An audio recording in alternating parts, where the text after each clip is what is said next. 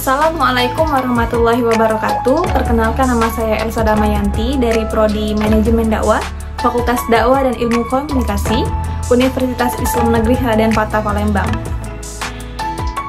Di sini saya akan membuat video tugas akhir semester yang diberikan oleh Bapak Imron selaku dosen pengampu dari mata kuliah Manajemen Masjid dan Islamic Center.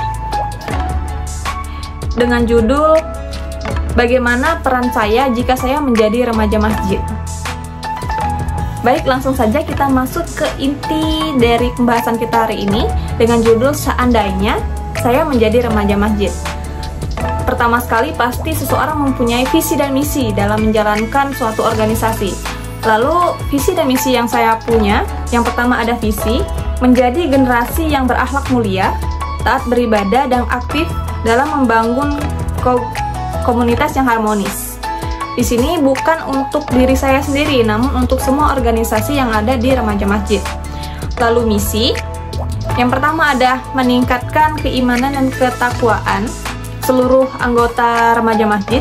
Yang kedua ada membangun karakter pribadi yang lebih baik. Yang ketiga ada memberikan pendidikan yang berkualitas. Jadi setiap organisasi itu kan ada program kerja. Jadi di sini kami akan membuat program kerja yang memberikan pendidikan yang lebih berkualitas bagi anak-anak muda. Dan yang terakhir ada meningkatkan keterampilan sosial dan kepemimpinan. Karena setiap organisasi itu pasti ada pembelajaran yang dimana semua anggota diajarkan untuk menjadi pemimpin yang baik dan mampu bersosialisasi dengan masyarakat. Dan pembahasan kedua, jika saya menjadi ketua dari organisasi remaja masjid, apakah ada mimpi atau cita-cita? Sebenarnya mimpi dan visi misi itu sama saja. Dan jadi jika ingin bertanya apa mimpi Anda jika saya menjadi ketua masjid remaja masjid, bisa dilihat dari sebelumnya saya memaparkan visi dan misi.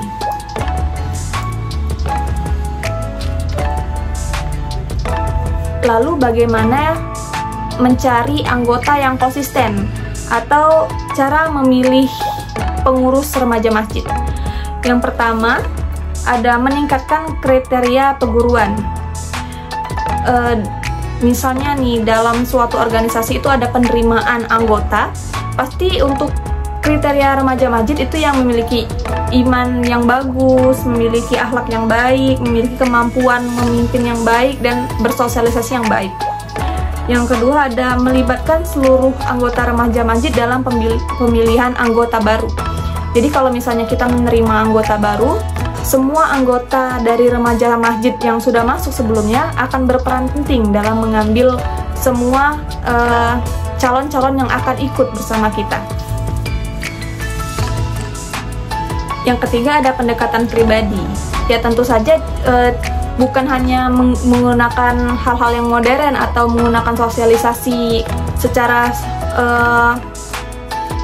keanggotaan, tapi juga menggunakan pribadi diri kita sendiri untuk mendekat kepada calon-calon yang ingin bergabung dengan anggota kami. Jadi hal itu juga bisa membuat kita semakin dekat dan orang lain ingin bergabung dengan anggota kita. Lalu yang terakhir ada menyusun struktur perguruan.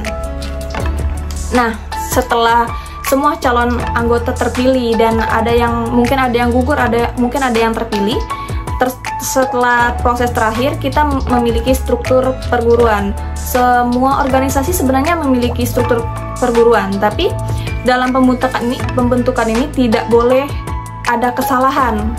Karena kita akan memilih anggota-anggota yang sesuai dengan divisi yang mereka ambil. Misalnya nih, ada organisasi yang mampu dalam sosial, kita masukkan ke Kominfo. Kalau misalnya ada yang bisa mengajinya lebih fasih dan lebih-lebih yang lainnya, kita masukkan ke bagian keagamaan dan mengajar ngaji seperti itu. Sebenarnya yang tadi itu terakhir, tapi yang paling tidak masuk poin, tapi ini sangat penting juga. Yang terakhir adalah evaluasi dan monitoring. Jadi setelah semuanya selesai, kita akan melakukan evaluasi. Mungkin ada kesalahan dalam organisasi itu, maka kita bisa lakukan untuk mencegah ke depannya. Dan materi terakhir yaitu program apa yang akan dikerjakan oleh saya jika saya menjadi ketua dari remaja masjid. Yang paling penting pastinya ada kajian rutin, baik itu untuk masyarakat yang ada di sekitar masjid atau untuk anggota-anggota remaja masjid. Kajian rutin itu berisi tentang materi-materi keagamaan, kepemimpinan, sosial, dan lain-lain sebagainya. Lalu ada bimbingan, sholat, dan pengajian Al-Quran. Sebenarnya di masjid sebelumnya juga kita lihat sebelum video ini, di mana sebuah masjid itu ada yang namanya kajian. Mereka mempunyai ustazah yang mengajarkan mereka ngaji, yang mengajarkan mereka sholat. Nah, hal itu tidak boleh ditinggalkan, dan itu masuk dalam program yang dijalankan oleh remaja masjid. Yang ketiga ada kegiatan sosial dan bakti sosial. Jadi remaja masjid itu tidak hanya berfokus pada masjid, tapi juga ke seluruh masyarakat. Membantu dan mengajak masyarakat untuk bersama-sama melakukan bakti sosial seperti bersih-bersih, menanam, dan lain-lain sebagainya. Latihan dan kepemimpinan dalam organisasi. Jadi walaupun kita fokus dalam masyarakat, tapi kita juga harus mengutamakan dalam anggota kita sendiri. Jadi saya sebagai ketua tidak mungkin akan saya terus ke depannya, pasti ada penerus-penerus berikutnya. Nah, di sini kita akan memilih kepemimpinan yang paling bagus untuk menjalankan remaja masjid ke depannya. Itulah beberapa materi yang saya jabarkan jika seandainya saya menjadi remaja masjid atau ketua dari remaja masjid. Saya berharap semoga kedepannya remaja masjid yang ada di Indonesia terus berkembang, tidak tertinggal dengan zaman yang sekarang menjadi lebih modern.